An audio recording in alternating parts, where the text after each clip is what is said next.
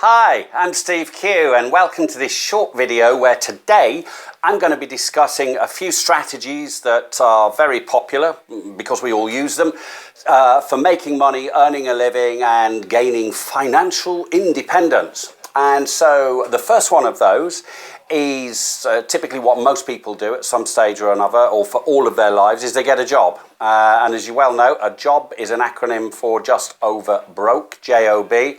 And let me tell you why. First and foremost, when you get a job, you are working for somebody else. You are working for the fulfillment of somebody else's goal, vision, plan, possibly for the time when they sell their business, get their big house, their yacht and their Rolls Royce and Ferrari, and just say, see ya to you. And by virtue of the fact that you're working for another person, I'm not going to pay you what you're worth. I'm going to pay you what I can get away with so that you can make me rich, if that makes sense. So therefore, by definition, you're getting paid a lot less than your time is worth.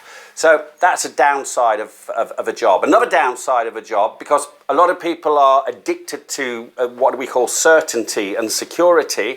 So a paycheck is certain and secure, but is it?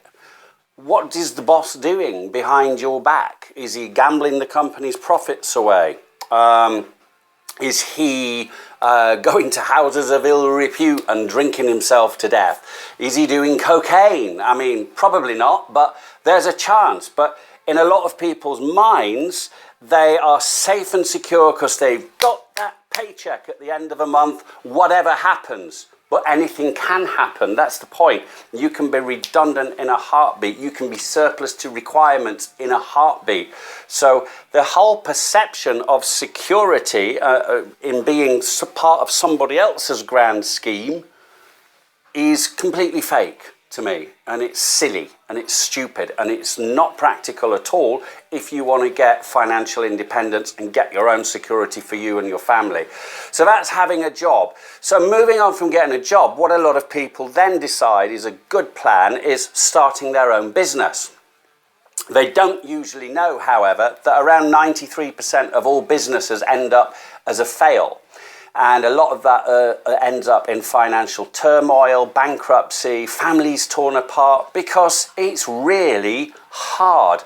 I was in a shop recently that sells English-style greeting cards here in Spain, and they told me they were moving out of the shopping mall. And I said, oh, really? Well, why is that? This is a great spot for me. Wasn't so great for them. 10 grand a month was that what their rent was being put up to by the landlord.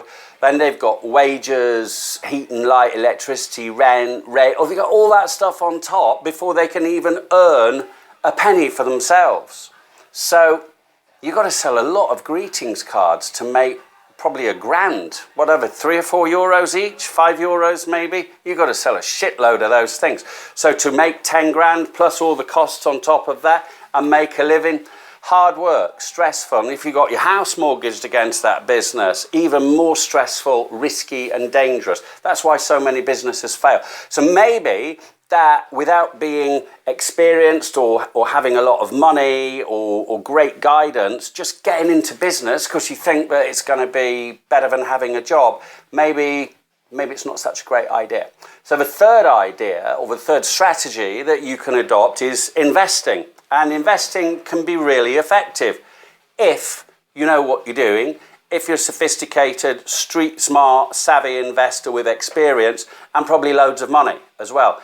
If you're not street smart and sophisticated with experience, you need to be in a position where you can hire a fund manager or a proper wealth manager who is. But they're only interested in dealing with people who've got loads of money anyway. So most ordinary people who decide that they're going to start investing as part of a financial future, they may have some mediocre results in the first instance, but most people lose most of their money in investing unless they are street smart, savvy, sophisticated, experienced, wealthy investors. So what could you do next? Well, you could play the lottery, couldn't you? You could do that.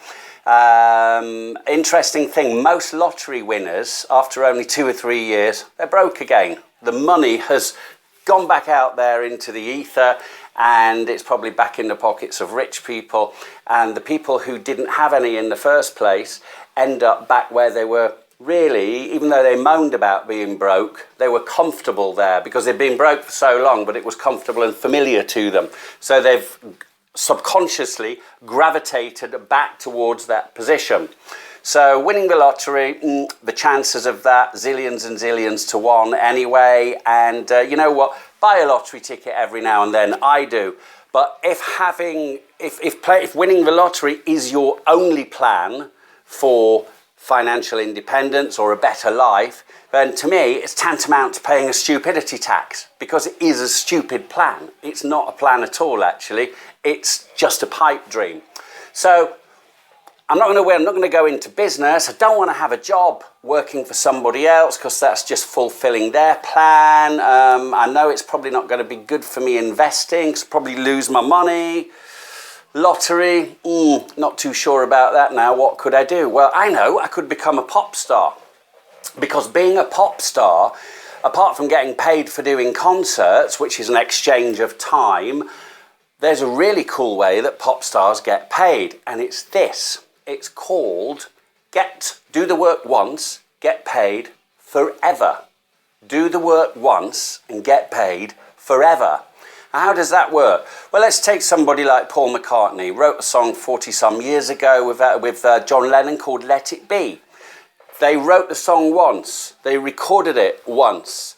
And yet they're still getting paid for it. So every time that song's played on the radio, anywhere in the world, anytime anybody downloads a Beatles CD or buys a CD in the shop, Paul McCartney is still getting paid. Yeah, he didn't do that work since 40 more years ago.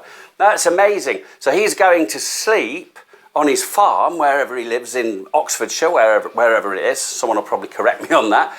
But he goes to sleep and he wakes up thousands and hundreds of thousands of pounds richer. And so do people like Elton John and Rod Stewart, and so on and so forth.